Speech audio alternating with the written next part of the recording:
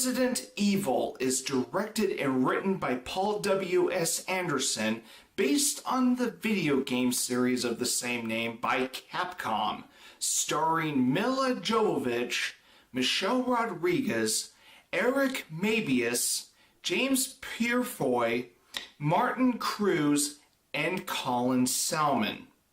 A deadly virus has been unleashed, killing the lab's personnel and resurrecting them as the evil undead. A commando team must break into the Hive, a vast underground genetics laboratory operated by the powerful Umbrella Corporation. The team has just 3 hours to shut down the lab's supercomputer and close the facility before the virus threatens to overrun the Earth. Did you know that George A. Romero was originally going to direct and write the screenplay for this first Resident Evil film? Yeah. However, his script was disapproved and George A. Romero decided to back out of the project after it was in development hell. But as time went on, Sony decided to hire Paul W.S. Anderson to direct and write the screenplay for this first Resident Evil film. Yeah, Paul W.S. Anderson was picked over George A. Romero. Fuck.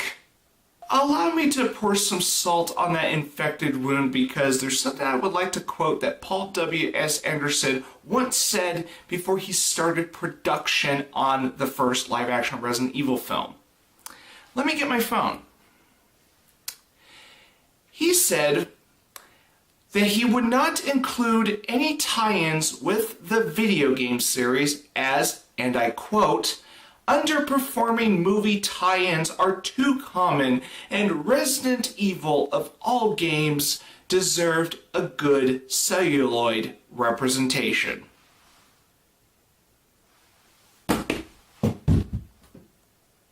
Great. I dropped my phone. How come this film in particular has nothing much to do with the original game it is based on? Now, I may be new to the Resident Evil crowd thanks to Resident Evil 2, and I have played the original game and completed it. And this is actually the second time that I watched the first live-action Resident Evil film. And in comparison, this film has little to do with the games that it is based on. This is a complete different version than what the games involve. And most Resident Evil fans didn't like that. Now, as for this film alone, well, before I start injecting myself with an antivirus from this infected piece of shit, I actually have one good thing to say about this first live-action Resident Evil film. It's actually surprisingly shot well for the most part. Thanks to my enjoyable experience with Resident Evil 2, I think many Resident Evil fans will agree with me on this one. The liquor looks like shit. Here's the liquor from Resident Evil 2, which came out 4 years before this film.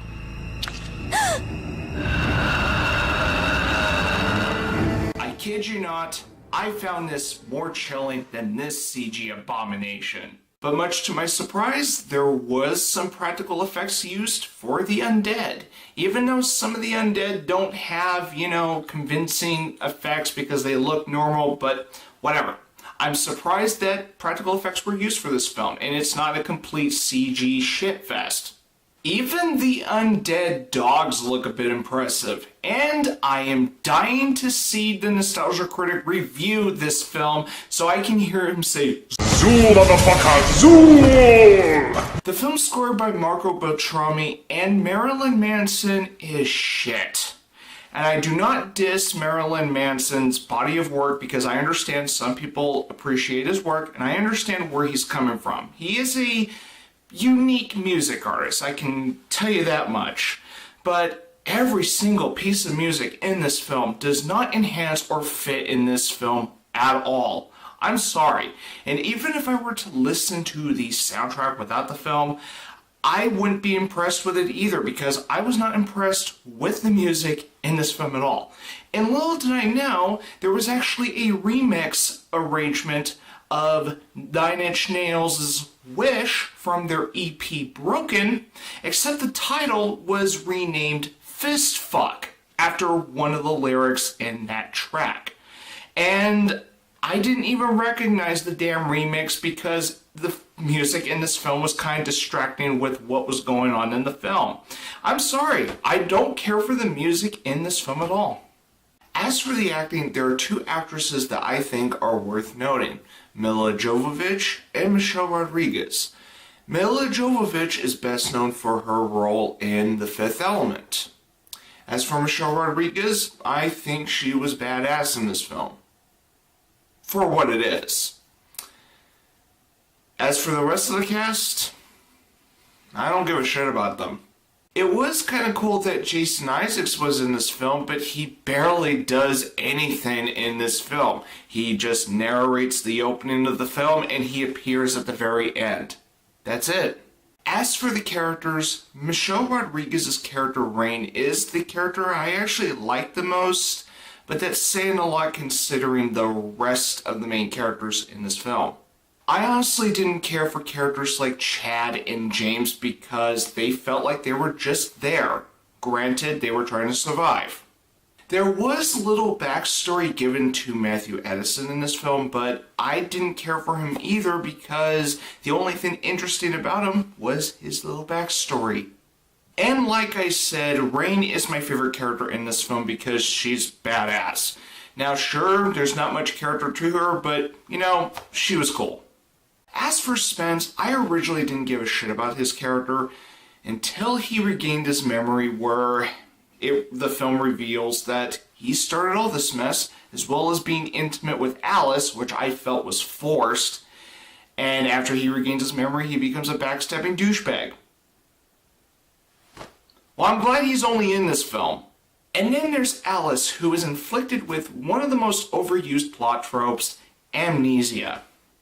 Yep, the main character in this film series starts out an amnesiac. Now look, I don't find amnesia to be as offensive as other plot tropes such as it was all a dream or all the characters were dead all along, like Lost was infamous for.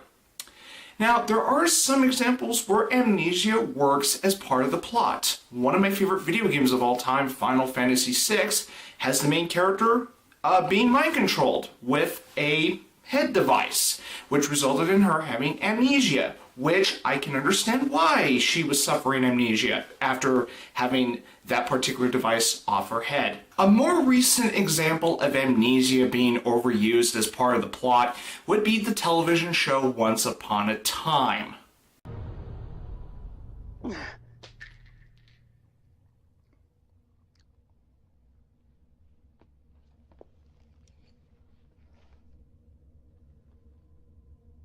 What the hell am I doing in here? Amnesiac by Radiohead. It is the album everyone in Storybrooke is talking about. Available now in Storybrooke record stores. I should mention the artificial intelligence created by the Umbrella Corporation, Red Queen. Now, Paul W.S. Anderson confirmed Red Queen to be a homage to HAL 9000 from the classic science fiction Kubrick film 2001: A Space Odyssey, which is a film adaptation to the novel of the same name by Arthur C. Clarke. Now, I don't mind this personally, but what I don't like about Red Queen in retrospect to Alice is that there is an Alice in Wonderland reference when you actually think of Red Queen and Alice being character names for the film. I really think it adds nothing to the film series whatsoever. Oh, and about Alice's amnesia, that's another problem I have with this film. Now, the majority of the film is these characters trying to survive. Now, there are flashbacks that happen once in a while, and most of them are brief and forced. Some are relevant, but When these relevant flashbacks came in, I could care less because I never was interested in Alice as a character. She's not interesting, and these flashbacks do not strengthen her character one damn bit. And the fact that Paul W.S. Anderson directed and wrote this film, celluloid representation my ass. This film is a huge misrepresentation of the Resident Evil games. Now, even though the original 1996 game is infamous for its voice acting that is so bad it's funny, it makes the acting in the first Resident Evil film more tolerable in comparison. Now, what this film does wrong that the games are best for is that this film decided to set up potential, scary, eerie scenes to set up atmosphere, but instead, Paul W.S. Anderson decides to show off flashy action scenes, which is not what Resident Evil is best for. What the Resident Evil games do right, as far as the earlier games are concerned, because the later Resident Evil games are guilty of the same shit that this film series is doing, is that for a survival horror game, most of those classic Resident Evil games have the right atmosphere to make quite a memorable horror game. Resident Evil 2 does this well, Resident Evil 3 does this well, and in the same year that this film came out, so did the Resident Evil remake. I love the remake for its eerie atmosphere. I love Resident Evil 2 for its jump scare and survival horror gameplay. And I love Resident Evil 3 for its suspense factor. This film, however, misses that mark entirely. This film is not scary, it is an unfaithful action horror schlockfest. And at the end of the day, this film is actually a guilty pleasure of mine.